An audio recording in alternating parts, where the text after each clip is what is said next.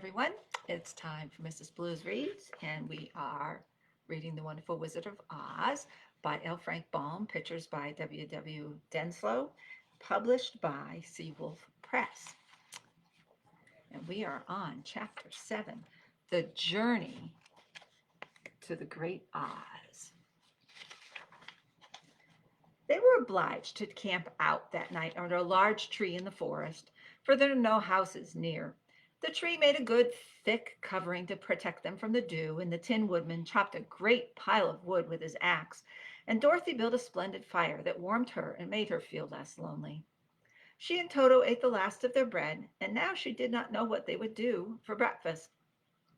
"If you wish," said the lion, "I will go into the forest and kill a deer for you.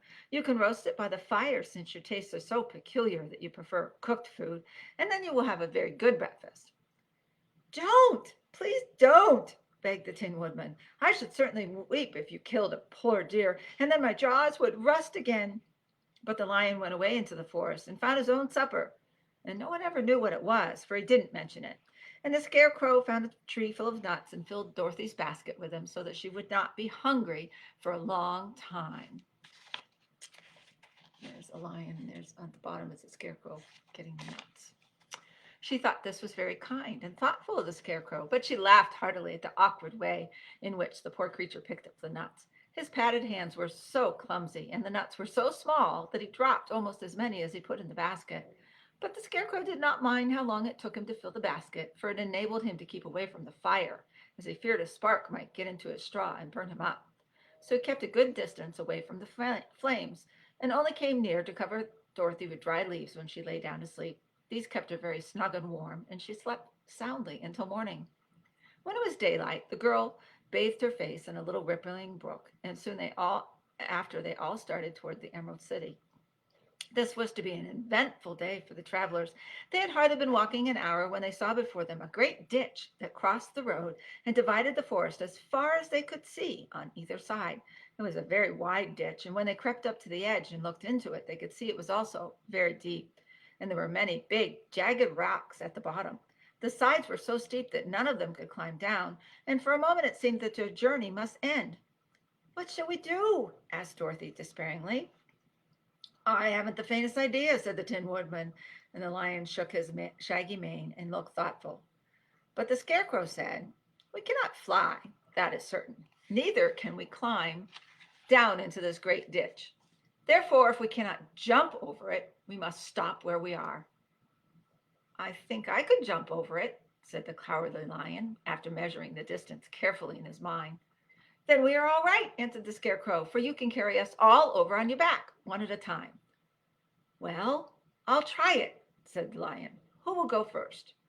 "I will," declared the Scarecrow, "for if you found that you could not jump over the gulf, Dorothy would be killed, or the Tin Woodman badly dented on the rocks below. But if I am on your back, it will not matter so much, for the fall will not hurt me at all." "I am terribly afraid of falling myself," said the Cowardly Lion, "but I suppose there is nothing to do but to try it. So get on my back, and we will make the attempt." The Scarecrow sat upon the lion's back, and the big beast walked to the edge of the gulf and crouched down. "Why don't you run and jump?" asked the Scarecrow. "Because that isn't the way we lions do these things," he replied. Then, giving a great spring, he shot through the air and landed safely on the other side. They were all greatly pleased to see how easily he did it, and after the Scarecrow had got down from his back, the lion sprang across the ditch again. Dorothy thought she would go next, so she took Toto in her arms and climbed on the lion's back, holding tightly to his mane with one hand. The next moment it seemed as if she were flying through the air, and then before she had time to think about it, she was safe on the other side. The lion went back a third time and got the Tin Woodman, and then they all sat down for a few minutes to give the beast a chance to rest, for his great leaps had made his breath short, and he panted like a big dog that had been running for too long. They found the forest very thick on this side, and it looked dark and gloomy.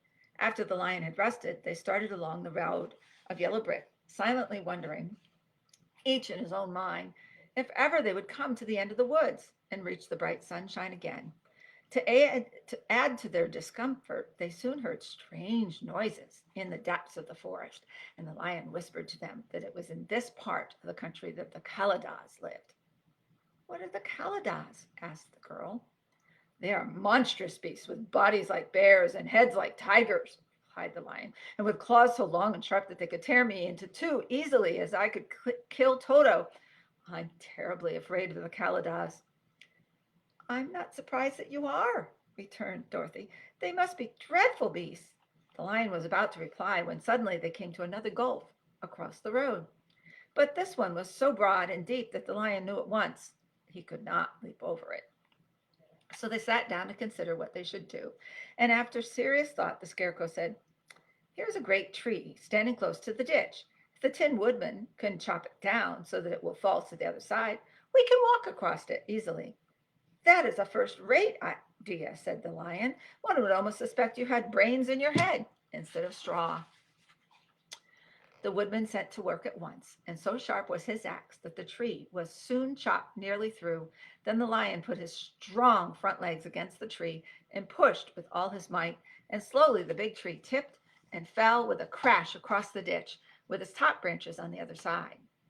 They had just started to cross this queer bridge when a sharp growl made them all look up, and to their horror, they saw running toward them two great beasts with bodies like bears and heads like tigers. They're the Kaladas, said the cowardly lion, beginning to tremble. Quick, cried the Scarecrow, let us cross over. So Dorothy went up first, holding Toto in her arms. The Tin Woodman followed, and the Scarecrow came next. The lion, though he was certainly afraid, turned to face the Kaladas, and then he gave so loud and terrible a roar that Dorothy screamed, and the Scarecrow fell over backward, while even the fierce beast stopped short and looked at him in surprise. But seeing they were bigger than the lion, and remembering that there were two of them and only one of him, the Kaladas again rushed forward, and the lion crossed over the tree and turned to see what they would do next. Without stopping an instant, the first fierce beast also began to cross the tree. And the lion said to Dorothy, We are lost, for they will surely tear us to pieces with their sharp claws. But stand close behind me, and I will fight them as long as I live. Wait a minute, called the Scarecrow. He had been thinking about what was best to be done, and now he asked the woodman to chop away at the end of the tree that rested on their side of the ditch.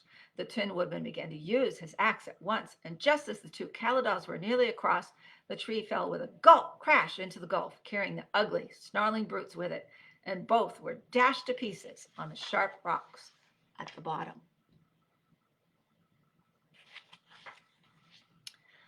Well, said the Cowardly Lion, drawing a long breath of relief, I see that we're going to live a little while longer, and I am glad of it, for it must be a very uncomfortable thing not to be alive. Those creatures frightened me so badly that my heart is beating yet. Ah, said the Tin Woodman sadly, I wish I had a heart to beat. This adventure made the travelers more anxious than ever to get out of the forest, and they walked so fast that Dorothy became tired and had to ride on the lion's back. There she is on the back. To their great joy, the trees became thinner the farther they advanced, and in the afternoon they suddenly came upon a broad river flowing swiftly just before them. On the other side of the water, they could see the road of yellow brick running through a beautiful country with green meadows dotted with bright flowers and all the road bordered with trees hanging full of delicious fruits. They were greatly pleased to see this delightful country before them. How shall we cross the river? Asked Dorothy. That is easily done, replied the Scarecrow. The Tin Woodman must build us a raft so that we can float to the other side. So the woodman took his axe and began to chop down small trees to make a raft. And while he was busy at this, the Scarecrow found on the riverbank a tree full of fine fruit. This pleased Dorothy, who had eaten nothing but nuts all day, and she made a hearty meal of the ripe fruit. But it takes time to make a raft, even when one is as industrious and untiring as a Tin Woodman. And when night came, the work was not done. So they found a cozy place under the trees where they slept well until the morning, and Dorothy dreamed of the Emerald City and of the good Wizard Oz, who would soon send her back to her own home again. There's Tin Woodman chopping down the trees.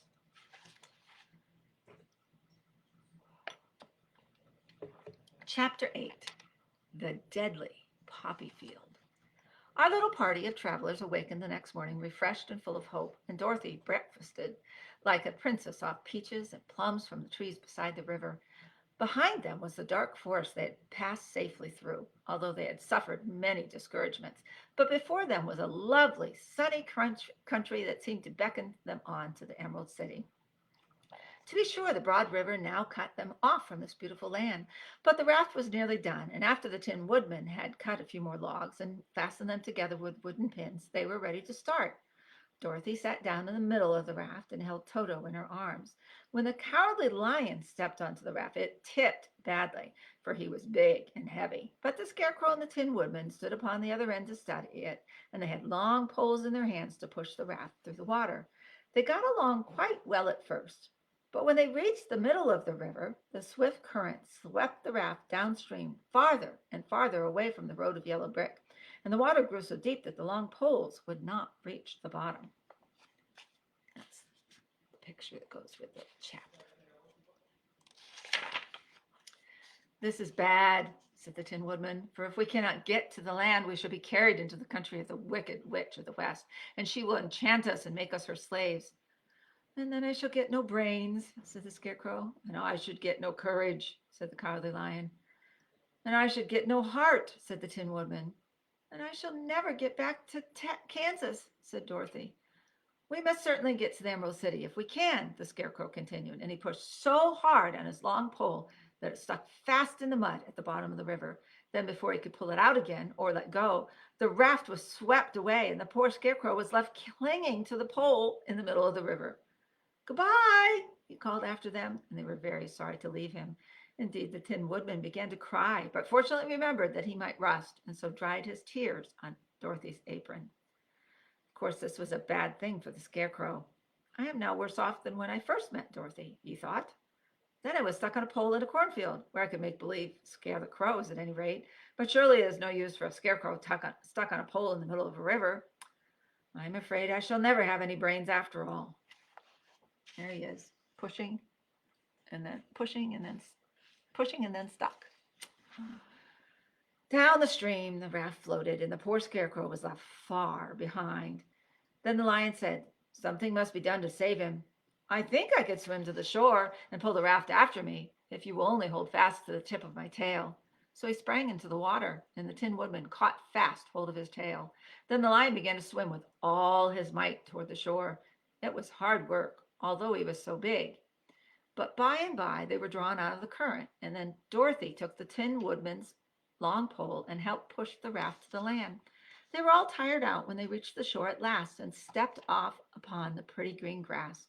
And they also knew that the stream had carried them a long way past the road of yellow brick that led to the Emerald City. "What shall we do now?" asked the Tin Woodman, as the Lion lay down in the grass to let the sun dry him. "We must get back to the road in some way," said Dorothy. "The best plan would be to walk along the river bank until we come to the road again," remarked the Lion. So when they were rested, Dorothy picked up her basket, and they started along the grassy bank to the road from which the river had carried them. It was a lovely country, with plenty of flowers and fruit trees and sunshine to cheer them, and had they not felt so sorry for the poor Scarecrow, they could have been very happy. They walked along as fast as they could, Dorothy only stopping once to pick a beautiful flower, and after a time the Tin Woodman cried out, "Look!" Then they all looked at the river and saw the Scarecrow perched upon his pole in the middle of the water, looking very lonely and sad. "What can we do to save him?" asked Dorothy. The Lion and the Woodman both shook their heads, for they did not know. So they sat down upon the bank and gazed wistfully at the Scarecrow until a stork flew by, who upon seeing them stopped to rest at the water's edge. "Who are you and where are you going?" asked the stork. "I am Dorothy," answered the girl, "and these are my friends, the Tin Woodman and the Cowardly Lion, and we are going into the Emerald City." "This isn't the road," said the stork, as she twisted her long neck and looked sharply at the queer party. "I know it," returned Dorothy, "but we have lost the Scarecrow and are wondering how we shall get him again." "Where is he?" asked the stork. "Over there in the river," answered the little girl. "If he wasn't so big and heavy, I would get him for you," remarked the stork. "He isn't heavy a bit," said Dorothy eagerly, "for he is stuffed with straw, and if you will bring him back to us, we shall thank you ever and ever so much." There he is, waiting to be saved. "Well, I'll try," said the stork, "but if I find he is too heavy to carry, I shall have to drop him in the river again." So the big bird flew into the air and over the water till she came to where the scarecrow was perched upon his pole.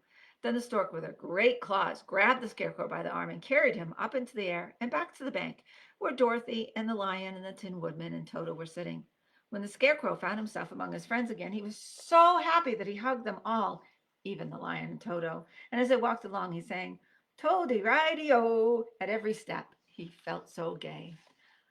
"I was afraid I should have to stay in the river forever," he said, "but the kind stork saved me, and if I ever get any brains, I shall find the stork again and do her some kindness in return." "That's all right," said the stork, who was flying along beside them. "I always like to help anyone in trouble, but I must go now, for my babies are waiting in the nest for me. I hope you will find the Emerald City and that Oz will help you." Oh, "Thank you," replied Dorothy, and then the kind stork flew into the air and was soon out of sight. They walked along, listening to the singing of the brightly colored birds and looking at the lovely flowers, which now became so thick that the ground was carpeted with them. There were big yellow and white and blue and purple blossoms, besides great clusters of scarlet poppies, which were so brilliant in color they almost dazzled Dorothy's eyes. "Aren't they beautiful?" the girl asked as she breathed in the spicy scent of the bright flowers. "I suppose so," answered the scarecrow. "When I have brains, I shall probably like them better." "If I only had a heart, I should love them," added the Tin Woodman. "I always did like flowers," said the lion. "They seem so helpless and frail, but there are none in the forest so bright as these." They now came upon more and more of the big scarlet poppies, and fewer of the other flowers, and soon they found themselves in the midst of a great meadow of poppies. Now it is well known that when there are many of these flowers together, their odor is so powerful that anyone who breathes it falls asleep. And if the sleeper is not carried away from the scent of the flowers, he sleeps on and on forever. But Dorothy did not know this, nor could she get away from the bright red flowers that were everywhere about. So presently her eyes grew heavy, and she felt she must sit down to rest and to sleep. There's the stork carrying the scarecrow. But the Tin Woodman would not let her do this. "We must hurry and get back to the road of yellow brick before dark," he said, and the scarecrow agreed with him. So they kept walking until Dorothy could stand no longer. Her eyes closed in spite of herself, and she forgot where she was and fell among the poppies, fast asleep. "What shall we do?" asked the Tin Woodman. "If we leave her here, she will die," said the lion. "The smell of the flowers is killing us all. I myself can scarcely keep my eyes open, and the dog is asleep already." It was true. Toto had fallen down beside his little mistress, but the scarecrow and the Tin Woodman, not being made of flesh, were not troubled by the scent of the flowers. "Run fast," said the scarecrow to the lion, "and get out of this deadly flower bed as soon as you can. We will bring the little girl with us, but if you should fall asleep, you are too big to be carried." So the lion roused himself and bounded forward as fast as he could go. In a moment, he was out of sight. There's the poppies. "Let us make a chair with our hands and carry her," said the scarecrow. So they picked up Toto and put the dog in Dorothy's lap, and then they made a chair with their hands for the seat and their arms for the arms, and carried the sleeping girl between them through the flowers. On and on they walked, and it seemed that the great carpet of deadly flowers that surrounded them would never end. They followed the bend of the river, and at last came upon their friend the lion, lying fast asleep among the poppies. The flowers had been too strong for the huge beast, and he had given up at last, and fallen only a short distance from the end of the poppy bed, where the sweet grass spread in beautiful green fields before them. "We can do nothing for him," said the Tin Woodman sadly, "for he is much too heavy to lift. We must leave him here to sleep on forever, and perhaps he will dream that he has found courage at last." "I'm sorry," said the scarecrow. "The lion was a very good comrade for one so cowardly, but let us go on." They carried the sleeping girl to a pretty spot beside the river, far enough from the poppy field to prevent her breathing any more of the poison of the flowers. And here they laid her gently on the soft grass and waited for the fresh breeze to waken her. There they are, carrying her. Chapter 9, The Queen of the Field Mice. "We cannot be far from the road of yellow brick now," remarked the scarecrow as he stood beside the girl, "for we have come nearly as far as the river carried us away." Tin Woodman was about to reply when he heard a low growl, and turning his head, which worked beautifully on hinges, he saw a strange beast come bounding over the grass toward them. It was indeed a great yellow wildcat, and the woodman thought it must be chasing something, for its ears were lying close to its head, and its mouth was wide open, showing 2 rows of ugly teeth, while its red eyes glowed like balls of fire. As it came nearer, the Tin Woodman saw that running before the beast was a little gray field mouse. And although he had no heart, he knew it was wrong for the wildcat to try to kill such a pretty, harmless creature. The field mouse, so the woodman raised his axe, and as the wildcat ran by, he gave it a swift blow that cut the beast's head clean off from its body, and it rolled over at his feet into 2 pieces. The field mouse, now that it was freed from its enemy, stopped short, and coming up slowly to the woodman, it said in a squeaky little voice, "Oh, thank you ever so much for saving my life." "Don't speak of it, I beg of you," replied the woodman. "I have no heart, so I am careful to help all those who may need a friend, even if it happens to only be a mouse." "Only a mouse!" cried the little animal indignantly. "Why, I am a queen, the queen of all the field mice." "Oh, indeed," said the woodman, making a bow. "Therefore you have done a great deed, as well as a brave one, in saving my life," added the queen. That moment, several mice were seen running up fast as their little legs could carry them, and when they saw their queen, they exclaimed, "Oh, your majesty, we thought you would be killed. How did you manage to escape the great wildcat?" They all bowed so low to the little queen that they almost stood upon their heads. "This funny tin man," she answered, "killed the wildcat and saved my life, so hereafter you must all serve him and obey his slightest wish." "We will!" cried all the mice in a shrill chorus. And then they scampered in all directions, for Toto had awakened from his sleep, and seeing all these mice around him, he gave one bark of delight and jumped right into the middle of the group. Toto had always loved to chase mice when he lived in Kansas, and he saw no harm in it. But the Tin Woodman caught the dog in his arms and held him tight while he called to the mice, come back, Toto shall not hurt you." At this, the queen of the mice stuck her head out from underneath a clump of grass and asked in a timid voice, "Are you sure he will not bite us?"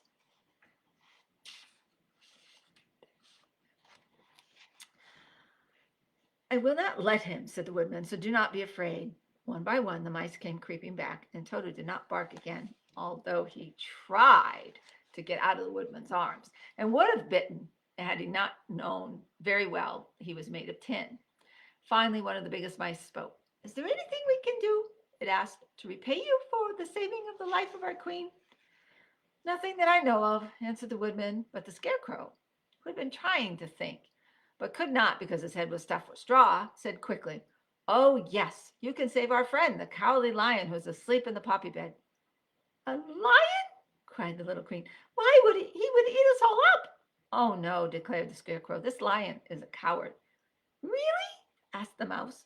"He says so himself," answered the scarecrow, "and he would never hurt anyone who is our friend. If you will help us to save him, I promise that he shall treat you with all kindness." "Very well," said the queen. "We trust you, but what shall we do?" "Are there many of these mice which call you queen and are willing to obey you?" "Oh, yes, there are thousands," she replied. "Then send for them all to come here as soon as possible, and let each one bring a long piece of string." The queen turned to the mice that attended her and told them to go at once and get all her people. As soon as they heard her orders, they ran away in every direction as fast as possible. "Now," said the scarecrow to the Tin Woodman, "you must go to those trees by the riverside and make a truck that will carry the lion." So the woodman went at once to the trees and began to work, and he soon made a truck out of the limbs of trees, from which he chopped away all the leaves and branches. He fastened it together with wooden pegs and made the 4 wheels out of short pieces of a big tree trunk. So fast and so well did he work that by the time the mice began to arrive, the truck was all ready for them. There's the mice and Dorothy. They came from all directions, and there were thousands of them, big mice and little mice and middle-sized mice, and each one brought a piece of string in his mouth. It was about this time that Dorothy woke up from a long sleep and opened her eyes. She was greatly astonished to find herself lying upon the grass with thousands of mice standing around and looking at her timidly. But the scarecrow told her about everything, and turning to the dignified little mouse, he said, "Permit me to introduce you to Her Majesty, the Queen." Dorothy nodded gravely, and the queen made a curtsy, after which she became quite friendly with the little girl. The scarecrow and the woodman now began to fasten the mice to the truck, using the strings they had brought. One end of a string was tied around the neck of each mouse, and the other to the end to the truck. Of course, the truck was 1,000 times bigger than any of the mice who were to draw it, but when all the mice had been harnessed, they were able to pull it quite easily. Even the Scarecrow and the Tin Woodman could sit upon it, and were drawn swiftly by their queer little horses to the place where the lion lay asleep. After a great deal of hard work, for the lion was heavy, they managed to get him up on the truck. Then the queen hurriedly gave her people the order to start, for she feared if the mice stayed among the poppies too long, they also would fall asleep. At first, the little creatures, many though they were, could hardly stir the heavily loaded truck, but the Woodman and the Scarecrow both pushed from behind, and they got along better. Soon they rolled the lion out of the poppy bed to the green fields, where he could breathe the sweet, fresh air again instead of the poisonous scent of the flowers. Dorothy came to meet them and thanked the little mice warmly for saving her companion from death. She had grown so fond of the big lion, she was glad he had been rescued. Then the mice were unharnessed from the truck and scampered away through the grass to their homes. The queen of the mice was the last to leave. "If ever you need us again," she said, "come out into the field and call, and we shall hear you and come to your assistance. Goodbye." "Goodbye," they all answered, and away the queen ran, while Dorothy held Toto tightly lest he should run after her and frighten her. After this, they sat down beside the lion until he should awaken, and the Scarecrow brought Dorothy some fruit from a tree nearby, which she ate for her dinner. And there's the wildcat and the axe and the queen of the mice. And next week, we will start with chapters 10, The Guardian of the Gate. Sounds like they might be making it to the Emerald City next Wednesday. Make sure you join us next week to hear more of the story. Enjoy the rest of your day. It's a little chillier today, so make sure you dress warm if you go outside. I miss seeing you very much. Remember, we're open by appointment if you want to come in and pick out some books of your own, or you can ask for a bundle of books, a book bundle, or you could sign up for our subscription surprises where you get books and surprises once a month. Bye.